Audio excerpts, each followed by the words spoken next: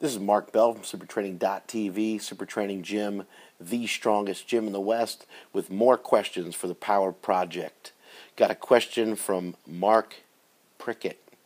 He has a question about breathing during the squat. Now, I've been getting a lot of these, so I'm going to go over a couple of things that Mark didn't even ask, just so we kind of hit some of the other people that have asked questions as well. Mark's question is, when should he breathe when he's unracking a weight from a monolift? So what he's asking basically is, he gets himself tight before he unracks it, gets his air, unracks the weight, and then he's not sure if he should take another breath right there and then go, or how he should go about doing it. The answer to that is yes. That's the answer. Do what works for you. Do what feels right to you. I don't think there's really a right way to do it. I personally go back and forth and do both ways. There's been times where I've unracked a weight and it's felt like I've kind of was about to like blow my head off, and I don't really like that sensation too much. So, I blow some air out and then took my air back in. Also, like in the last meet when I did 1,080, I let my air, I was going to let my air out, but due to the compression of my squat suit and due to the compression of all that weight on my back, it didn't feel like a good idea to release that air.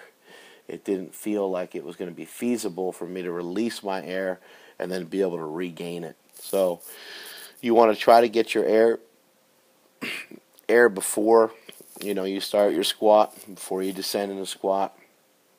A lot of times I'll take 2 breaths. I'll get myself tight to unrack it, and then I'll blow my air out, and then I'll get myself tight again to start the squat.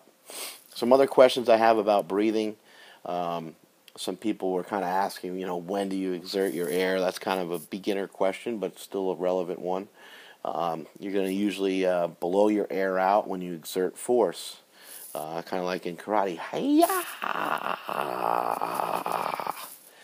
You're going to let your air out as you're going. So if you're doing a bench press, you're going to go, you're going to blow your air out as you're pressing on the concentric of the lift. Some people like to kind of hold their breath throughout the whole lift.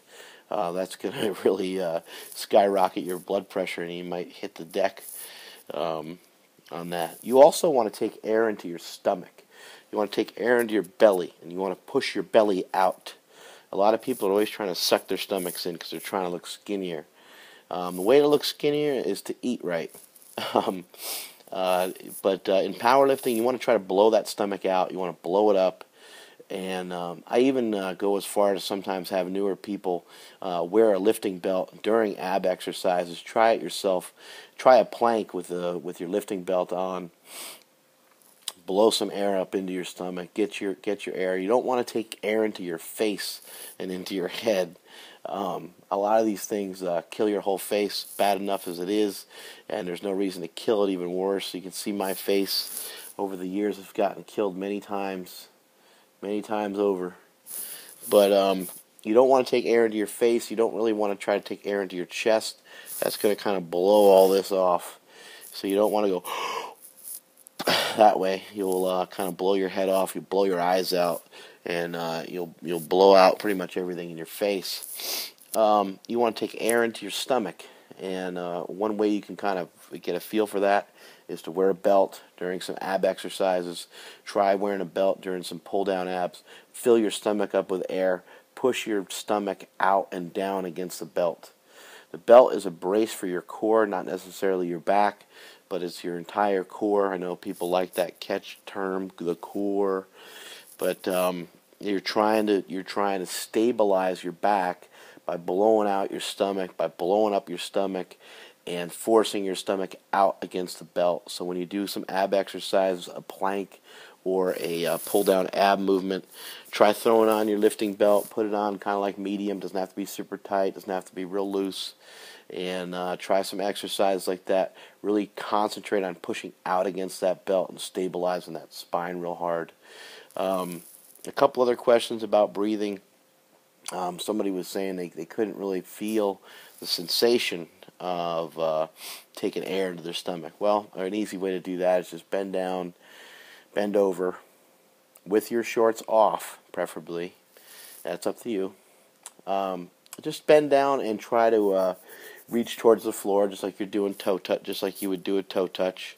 Your feet are basically together, and let your body just dangle, let your body hang, let your arms hang free.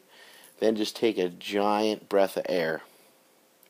When you take that breath of air, kind of bear down like you're trying to take a poop, and push your stomach out.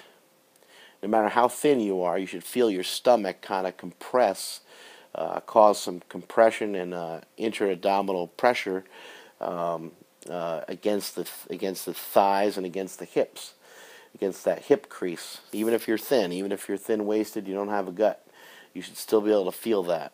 And your body should have raised up a little bit. If you got a gut, your body might have raised up a lot a bit. But that's the way to kind of get that feel that you're supposed to have in your stomach for when you're doing heavy deadlifts and heavy squats. Obviously, when you're bench pressing and doing all these other movements in the gym, you're going to want to utilize the same principle. One last tip on breathing is that breathing is an art and a skill form that is important in everyday life. If you slow yourself down a couple times a day, I know it's going to sound ridiculous, sound retarded, and you'll feel like an idiot for doing it. If every once in a while you just go, and you just try to slow your breathing down, I swear to God, it'll make a huge difference on the stress and the way that your body handles stress throughout the day. That's it from supertraining.tv. I'm going to bed.